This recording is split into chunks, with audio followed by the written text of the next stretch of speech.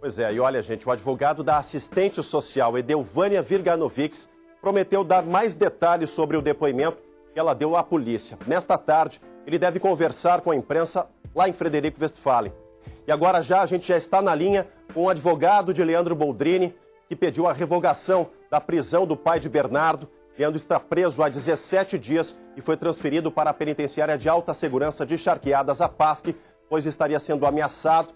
Jader Marques já está na linha conosco, advogado. Jader Marques, advogado de Leandro Boldrini, boa tarde a você. Obrigado por nos atender. Doutor Marques, os argumentos da defesa para que se peça aí a revogação dessa prisão, até quando a Justiça pretende se pronunciar sobre o seu pedido? Boa tarde, Leandro. Boa tarde a todos que nos apreciam aí nessa cobertura importante que vocês têm feito esse caso. Eu apresentei ontem, eu acompanhei de longe, sem poder estar dentro da sala, mas estava junto lá no presídio de Juí, acompanhando esse que seria o último depoimento, o depoimento que estava faltando, que é o depoimento da Graciele. Logo ao fim desse depoimento, eu tive acesso ao termo de depoimento e fui com esse depoimento, com a cópia desse depoimento, para Três Passos. Me dirigi imediatamente para Três Passos. Lá em Três Passos, eu protocolei ao juiz de direito um pedido de revogação da prisão temporária do Leandro. A prisão temporária, para que as pessoas entendam, ela é decretada pelo interesse da investigação. Então, quando há necessidade de preservar a investigação da atuação dos próprios suspeitos. Há, então, dois elementos. O primeiro é esse, o interesse da investigação, e o segundo, de que haja fundada suspeita, fundados elementos de convicção que levem à suspeita da prática do crime sobre as pessoas. A autoridade pede ao juiz que decrete a prisão por um tempo determinado, né, que no caso do homicídio qualificado é de 30 dias. Correto. Essa prisão foi determinada, então, naquele momento, e o que acontece e por que, então, o pedido feito ontem de revogação? A delegada de polícia anunciou nas suas coletivas que o trabalho de investigação está praticamente concluído, que 90% pelo menos do trabalho está concluído, que agora resta a análise do material das perícias. Exato. Com o depoimento da Graciele, encerra-se a fase de oitiva dos envolvidos. A Edelvânia, no primeiro momento, faz uma confissão completa, narrando com detalhes todos os fatos. Particularmente eu tenho para mim que o caso se resolveu no depoimento da Edelvânia. Ali Perfeito. Ficou absolutamente esclarecida a fase anterior da preparação, a fase da execução em Frederico, com todos os detalhes. Tudo ficou absolutamente fechado pela autoridade policial.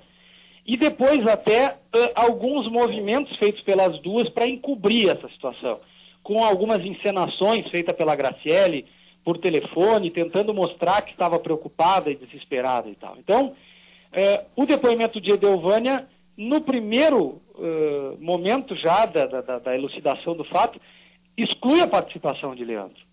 Perfeito. Ele é ouvido posteriormente sem a presença de advogado porque aceitou isso, porque não tinha nada. Agora, doutor Jader, desculpa lhe interromper, doutor Jader Marques, é Marcelo Chemar quem fala com o senhor.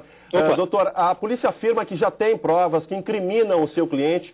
No entanto, o senhor citou aí que 90% do inquérito estaria concluído. Até agora, essas provas não foram encaminhadas ao senhor e também a imprensa não teve acesso. Isso, de certa forma, reforça o argumento da sua defesa, ou seja, à medida que o tempo passa, o pedido de habeas corpus ganha força perante a Justiça? Marcelo, o negócio é o seguinte, eu estou amanhã protocolando um requerimento ao juiz de levantamento de segredo de justiça em relação ao meu cliente. Para que a autoridade policial possa trazer a público todos os tais elementos de prova que ela diz ter. Ela diz ter elementos de prova. Então, eu vou requerer expressamente ao juiz que levante esse segredo de justiça em relação ao Leandro, para que ela apresente, para que ela venha a público e diga, então, efetivamente, quais são os elementos. Porque até agora, de maneira concreta, o que nós temos são duas pessoas envolvidas que confessam a autoria do crime e que excluem a participação dele. Essa é uma informação nova que o senhor traz ao caso, ou seja, o pedido de suspensão do sigilo da investigação para que venha a público e também que possa fazer com que o senhor consiga direcionar a estratégia de defesa. É mais ou menos nessa linha, né, doutor? Eu não tive acesso ao material de inquérito até agora em função desse segredo. Mas eu abro mão desse acesso exclusivo só para a defesa em nome da possibilidade da abertura disso para a sociedade, via imprensa até, quem sabe. Correto. Que ela venha nessas coletivas e que tem feito, uma seguida da outra, com evasivas, escondendo-se atrás do sigilo. Correto. Então o Leandro abre mão do sigilo para que ela venha numa entrevista coletiva, se é assim que ela tem se manifestado para a sociedade, que ela venha então e apresente esses tais elementos. Correto, Porque a defesa sabe que até agora o que existe nesse inquérito policial são 2 confissões completas que eximem ele da participação nesse fato. Correto. Doutor, rapidamente para a gente encerrar, vou lhe pedir que seja sucinto. O seu cliente foi transferido para a PASC.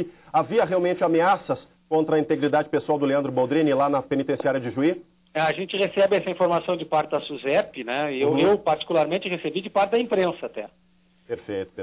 De que havia essa ameaça. Eu temo pela vida dele numa situação que já está esclarecida, quer dizer, o direito de liberdade dele é mais do que evidente. Ele tem o direito de acompanhar em liberdade o fim da investigação em relação à morte do seu próprio filho. Tá certo. Muito obrigado pela sua atenção, doutor Jader Marques. Os canais aqui do SBT estão à disposição para qualquer atualização da sua defesa e da defesa dos outros 2 suspeitos nesse episódio que mobiliza a opinião pública do Rio Grande do Sul. Muito obrigado, uma boa tarde para o senhor. Uma boa tarde, Marcelo. Grande abraço e parabéns aí pela cobertura. Ok, obrigado.